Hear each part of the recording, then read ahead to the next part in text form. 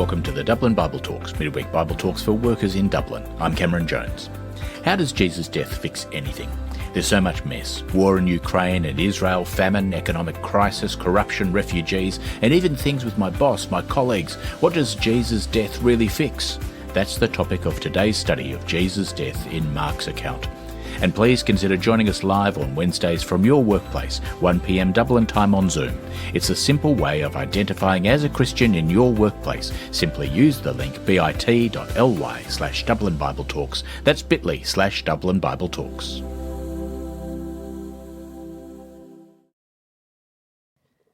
Today we're looking particularly at the death of Jesus from verse 33 to verse 41 of Mark's account of Jesus' death in Mark chapter 15. But I want you to think about having a dinner party or going out with friends at a restaurant where you're free to hang around for a long time and you're getting into conversations. And just imagine you've got the people there and you're meeting with these people, and after dinner everyone's feeling a little bit more relaxed. They're good friends, and maybe you start to talk about some of the bigger things in life. And you might set aside the politeness of the talks that you often have as the surface, and you start to talk about deeper things, about maybe problems with the markets, or problems with the price of produce, or energy costs, or fuel costs. And from there you might stray into talking about international relations, about Russia and Ukraine and China and Israel and Palestine. And someone might start a sentence saying, if only the government would do this, or if only the businesses would do that, it would fix all of it. Or maybe there are more personal issues that people start to talk about. A family illness, a family crisis, a friend they know who's just lost everything. And if only you, or if only they, or if only someone had done something. Well, friends, today we come to the heart of the message of Jesus. The heart of the message of Jesus is the death of Jesus. But we'll come back at the end to the question, what does this have to do with our very real problems, the problems that we have, the problems that the world has? Mark's account of Jesus' life, you'll notice, is really quite short. We may have taken a good number of weeks to be going through it, but it's only 50 or so pages long. So he doesn't go into details about very much. When Pilate had finished with Jesus, Mark simply says he had Jesus flogged. He didn't mention that Roman flogging was with a whip or a leather or a rope with bits of broken bone knotted into it. He doesn't say that the flail was whipped and then dragged over the skin, ripping out large pieces of flesh. He simply says Jesus was flogged.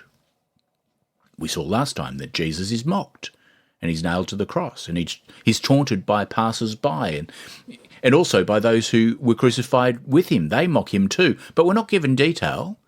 We're not given what they said in huge amount of... It's very matter of fact. It's very simple. We get a couple of details, but they're very concise. I'm sure that we could probably talk for days about the suffering of Jesus. You could write books about it, and many books have been written about it. And when you think about it, it is so profound. God came to earth as a man in the flesh, and people are flogging him. People are mocking him. People are spitting on him. People are beating him. The reformer John Calvin makes a comment on these verses. This is what he says. He says, our filthiness deserves that God should hold it in abhorrence, and that all the angels should spit upon us. But Christ, in order to present us pure and unspotted in the presence of the Father, resolved to be spat upon and to be dishonoured by every kind of reproach. Here, in Mark's account, Jesus is mocked and flogged and spat upon and beaten for us, for you and for me. He does it for us. And then the crucifixion. one of the worst ways humans have ever devised to kill other humans. Jesus held up in public disgrace on a public road. It was a symbol of the power of Rome and what the power of Rome does to anyone who would oppose Rome. And for Jewish people in the Old Testament, God had said, "Cursed is anyone who dies on a tree." Cursed, under God's judgment. There are two signs.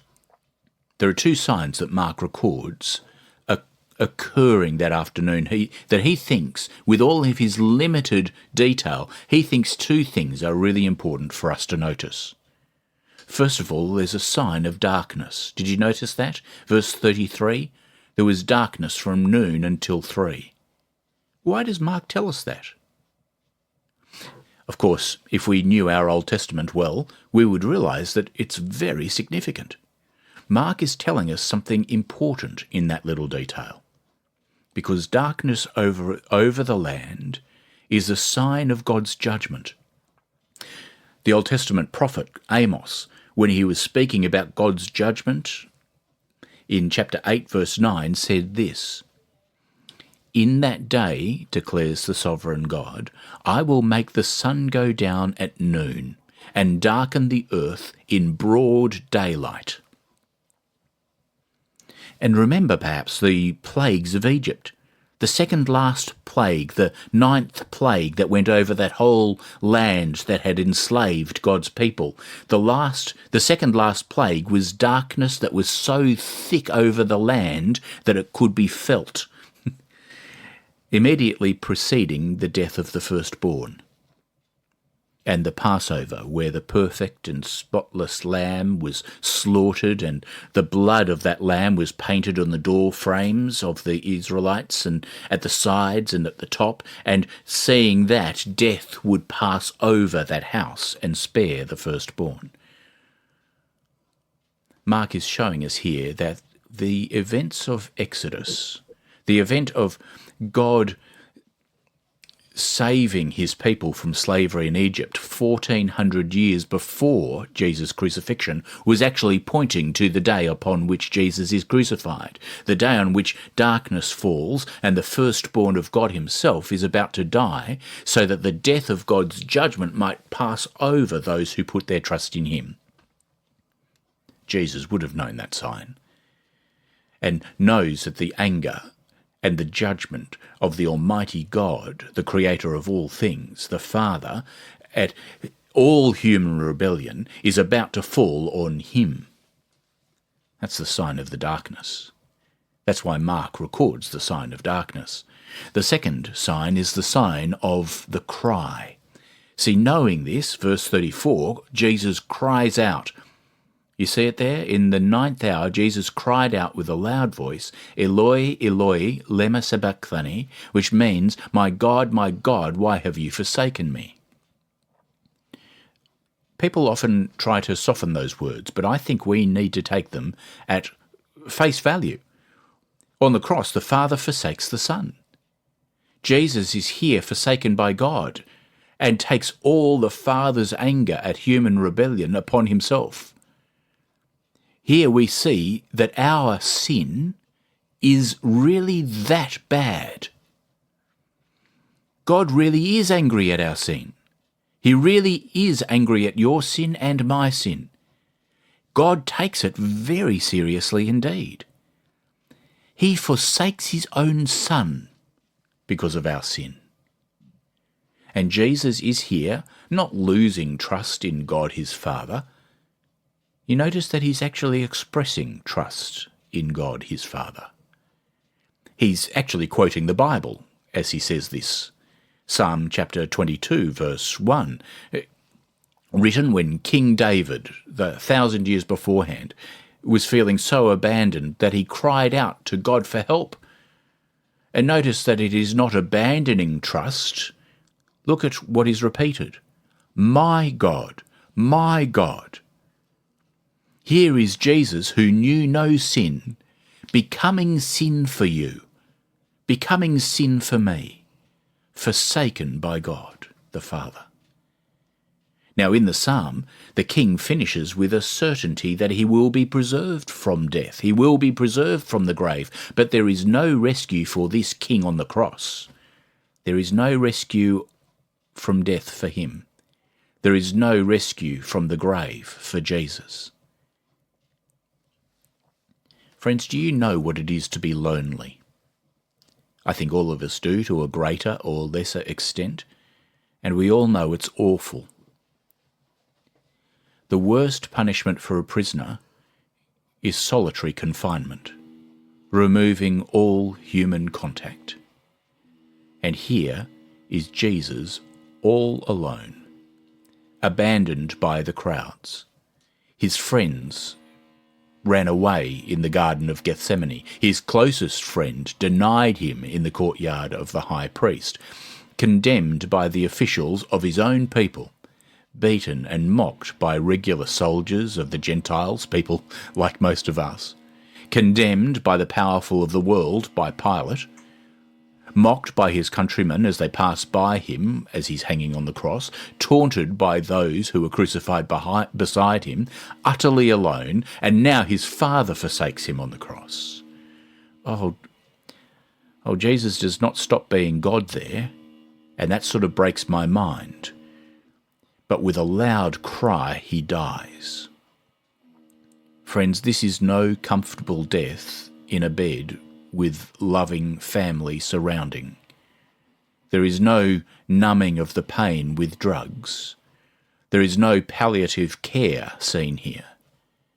This is not the kind of death that the poet John Donne speaks of when he says, "As virtuous men pass mildly away and whisper for their souls to go, while some of their sad friends do say, 'The breath goes now,' and some say, 'No.'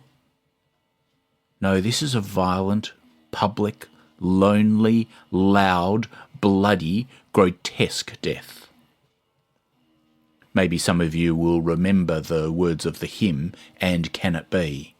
where it says, "'Tis mystery all, the immortal dies."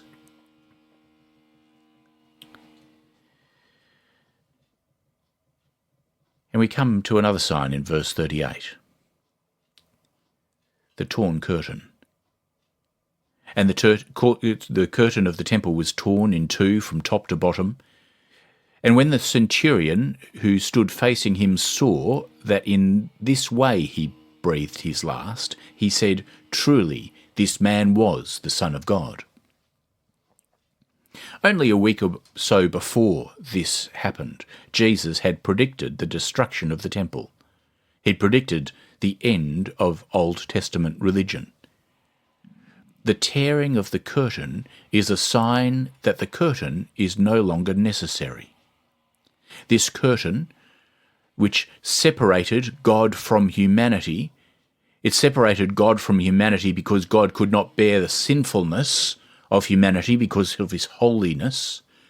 That curtain was the protection of us from God's holiness breaking out against us. That holiness that had broken out against Aaron's sons in the Old Testament when they went beyond the curtain in Leviticus and they were struck dead.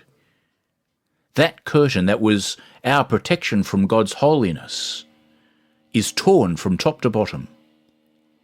All of the sacrifices of the lambs and the goats and the bulls again and again and again, all of that blood spilled, no longer needed. What we do as Christians at the Lord's Supper, at communion, we should never think of as another sacrifice. No, it is a remembrance meal, and those who eat and drink in faith and by that trust, we are certain of Christ's very real presence with us. It's a very real thing that is happening, but it's not a sacrifice. Because that day, as Jesus cried out in death and the curtain was torn, the curtain that separated was no longer necessary for those who trust in Jesus. And not only the curtain, but the whole temple was destroyed.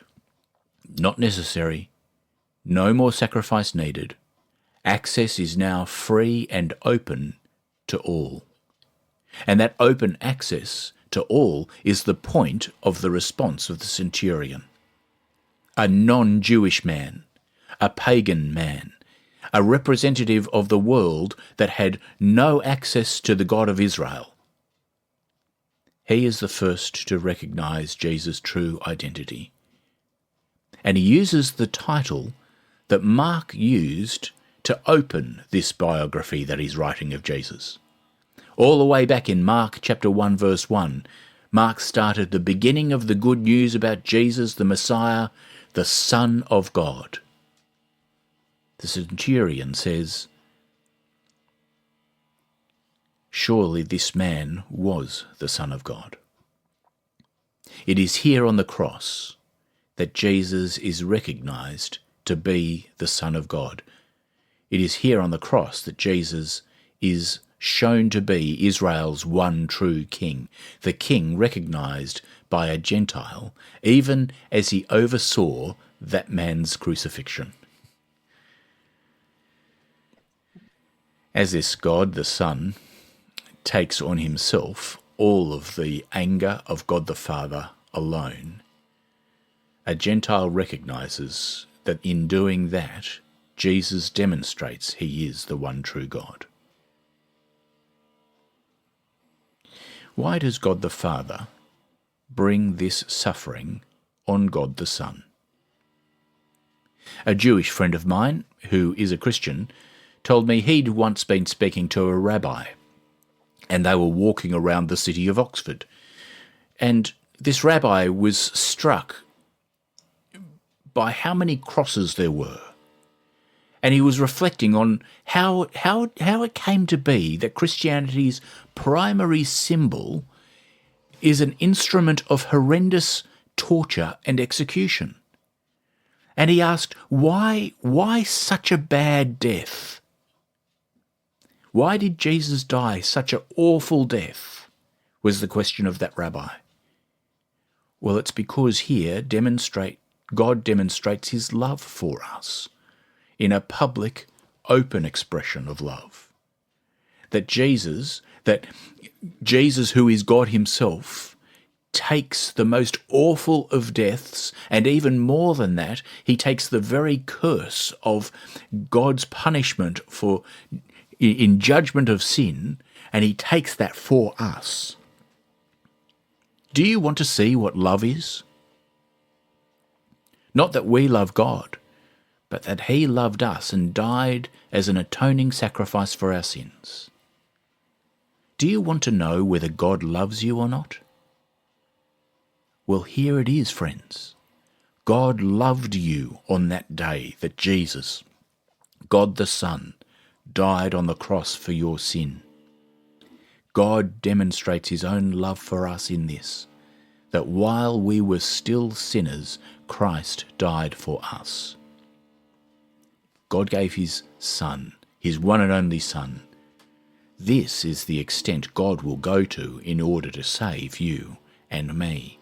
Flogged, mocked, beaten, spat upon, crucified, so we could go free. But what about the problems of the world that we started thinking about? Well, this tells us that the world's greatest problem, and also gives us the solution to that greatest problem. See, the problem of the world, according to the Bible, is our rebellion against God. It's our shove off God, I'm in charge, no to your rules, sin. And of course, a holy and right God cannot tolerate sin. God takes our sin seriously, even if we do not. That is one of the things that the cross teaches us. It shows us that God's anger at sin is very real, and it is what we deserve. And maybe you've fallen into the trap of thinking maybe that your sin is not that bad. Maybe you don't think the sin of the world is all that bad, and in that case you disagree with God. The cross is how bad God tells us sin is. It is what separates us from God. It is what sends us rightly to hell. Seeing the cross should shock us out of thinking that any problem in the world is worse than that. There's no war, there is no famine, there is no energy crisis, there is no inflation that competes with the badness of this problem. In fact, all of those things are just hints to us, signs to us, that there really is a problem. But the real problem is between us and God. That is what needs to be dealt with. And the solution to that problem is provided by God himself. The only place that this is dealt with is at the cross. How religious we are, how well behaved we are, or what we haven't done, or even that we haven't done something as awful as that other person. No, all of us humans are in this awfulness all together and equally, for all have sinned and fall short of the glory of God. And no government intervention is going to fix that. The solution is Jesus' death on the cross, where all the anger of God at us is poured out on Jesus so that we might be forgiven. And so do you see what we Christians mean when we use the word saved? It is not a glib throwaway line. It is the most important word that you can ever have come out of your mouth when you're describing what Jesus did on the cross. And do you see what the main problem is for your friends, for your family, for those who you might study with and those who you might live with and those who are your colleagues? Even if you're in the workplace at the moment, if you cast your eye around, or Max, as you're walking down the street there, as you're passing people, as you see the people around you, you know what their big problem is. Oh, they might be sick, they might have depression, they might have problems with relationships. Those are important and real problems, but there is a problem far greater than any of those. It is their main problem, and it's ours too if we're not a Christian. The problem is that they stand under the judgment of an angry God, that they will be sent by God to hell on Judgment Day because they deserve it. There is no bigger problem than that. And the solution is Jesus' death on the cross. Those other problems, the sickness, the depression, they're all real. They need treatment, and they need help from doctors and counselling, and they need funding. They're all real, but they're all signs pointing to the real problem. The real problem, the big problem they have, has only one solution: Jesus' death on the cross. And in eternity, that is the solution to all of the other problems as well. Dear friends, our neighbours, our colleagues, our family, our friends desperately need to hear of Jesus' death for them. And what does it matter if they get annoyed at you for telling them this message?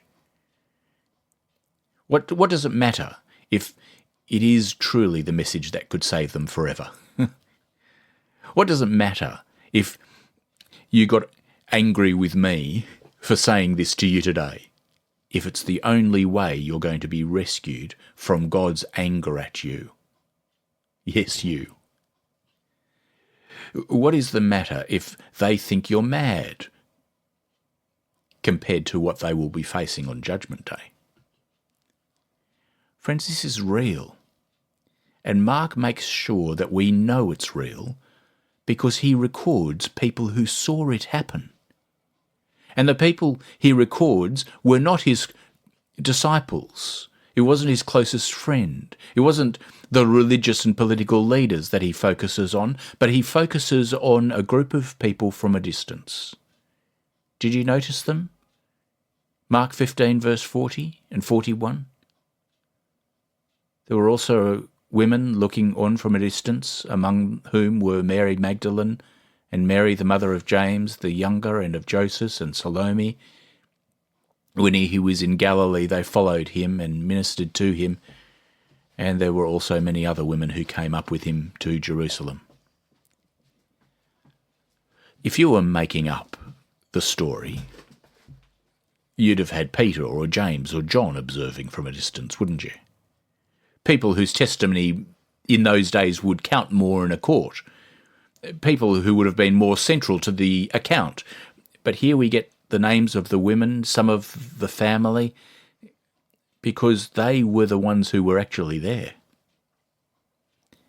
They were the ones who saw it with their own eyes and told other people about it so it could be written down. And the challenge to us who read what they saw with their own eyes is, what will you do about their testimony? That's what the end of Mark goes on to talk about. And that's what we're going to get to after a 2-week break from the Dublin Bible Talks. And please consider joining us live on Wednesdays from your workplace, 1 p.m. Dublin Time on Zoom. It's a simple way of identifying as a Christian in your workplace.